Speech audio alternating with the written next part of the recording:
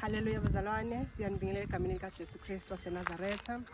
Bazalwane, kunodaba engifisa ukuthi silixoxe nani bazalwane, ngoba nani seningamalunga omndeni wethu bazalwane. Njengoba sila ekhaya labafundi, siyazi ukuthi nani anikho la, kodwa ngomoya sisonke. Haleluya.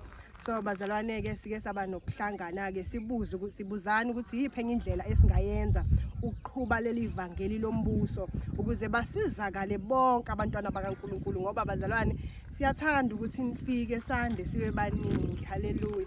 So kunye ke bazalwane sike sakuhlela ke ukuhambisa leli ivangeli lombuso, ngoba bazalwane inkosi sinika umsebenzi ukuthi vele kumele sihambise leli ivangeli lombuso izwe lonke. Ngiyacabanga bazalwane siyamkhumbula uJesu inkosi yethu ukuthi ubefike bashumayeza abafundi bakhe, ashumayele eqede lapho enze nemfanekiso ukuze izongena igxile lento ekhanda lapho.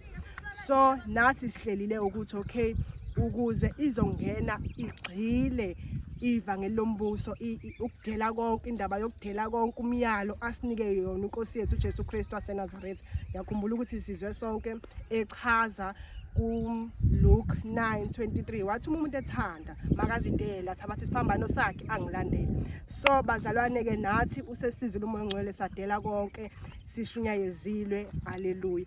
Okunye ke thina sesibonile ukuthi okay, sisizakele thina, kodwa abanye abakasizakala. So sahlala phansi sabuzana ukuthi okay, abanye bazosizakala kanjani, ngoba phela bazalwane leli ivangeli akuselethu kuphela kodwa elawo wonke umuntu. So esiphume nakho ke bazalwane, siphume nokuthi sizoqopha ubufakazi babazalwane esihlezi nabo la ekhaya labafundi.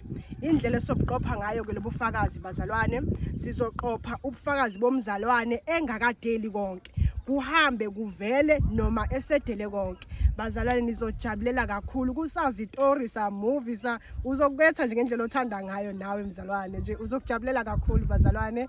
Esizoqala ngayo ke kahlelo lenkosi bazalwane, ngokusizwa nje umoya ongcwele nje nizokujabulela kakhulu bazalwane. Ngicela ukuthi ngigcine la okuningi sokuye sixoxe. Amen.